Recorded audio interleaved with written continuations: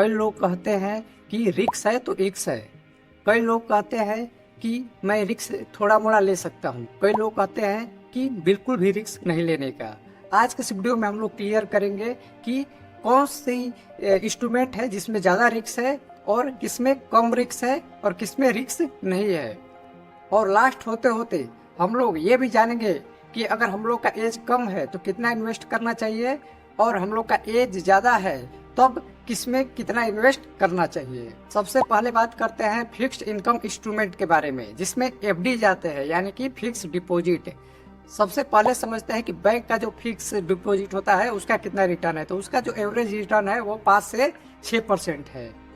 वही बात करें गवर्नमेंट जो रिटर्न देती है तो उसका जो परसेंटेज रिटर्न है वो भी 5 से 6% ही है। इसके अलावा गवर्नमेंट से जुड़ी एजेंसी NHAI और गेल जैसी एजेंसियां भी है जिसका रिटर्न भी 5 से 6% के बीच ही रहता है। इसके अलावा कई कारपोरेट कंपनियां भी है जो कि बॉन्ड प्रोवाइड करती है, जैसे कि टाटा हो गया, रिलायंस हो गया। तो इसका जो रिटर्न रहता है वो लगभग 8 से 9% का रहता है, लेकिन इसमें रिस्क भी बहुत ज़्यादा रहता है कंपेयर टू अदर बॉन्ड्स।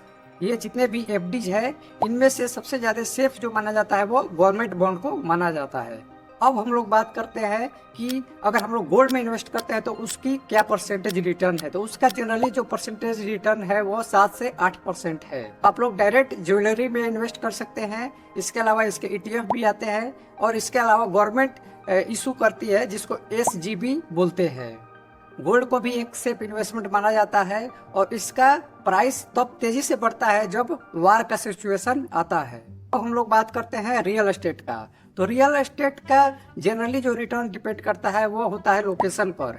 कई बार लोकेशन ऐसी होती है जिसका रिटर्न बहुत ज़्यादा मिलता है, कई ऐसी होती है जिस पर कुछ भी रिटर्न नहीं मिलता। ड्रॉबैक ये है कि इसमें आप स्मॉल अमाउंट से इन्वेस्टमेंट नहीं कर सकते हैं। इसके लिए आपको एक बड़ा अमाउंट चाहिए होता है और इसको सेल और बाय करने के लिए भी जब चाहेंगे आप तब मिल जाए, ऐसा हरदम पॉसिबल नहीं होता। अब हम लोग बात करते हैं स्टॉक मार्केट के बारे में। तो इसमें देखा जाए तो निफ्टी 50 का अगर रिटर्न देखा जाए जो एवरेज रिटर्न है 15-20 सालों का तो वो है 12 से लेकर 15% का। इसमें एक हाई रिटर्न मिलता है लेकिन इसमें रिस्क भी इन्वॉल्व रहता है।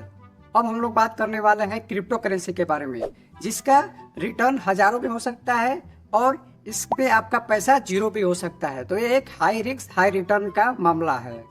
अब हम लोग बात करते हैं कि हम लोग को कैसे निवेश करना चाहिए। तो इसको जनरली देखा जाता है कि आपका जो एज है उसको 100 में से माइनस किया जाता है। एग्जाम्पल के लिए मान लेते हैं कि आपका एज अगर 30 है, अगर 100 में से 30 घटाया जाए तो 70% जो रहता है वो आप इन्वेस्ट कर सकते हैं जिसमें हाई रिटर्न मिलता है, यानी कि जैसे स्टॉक हो गया इसमें आप निवेश कर सकते हैं। बाकी जो 30% है उसमें से 50% अदर में सेफ इन्वेस्टमेंट में लगा सकते हैं, क्योंकि पोर्टफोलियो का डाइवर्सिफिकेशन बहुत जरूरी होता है।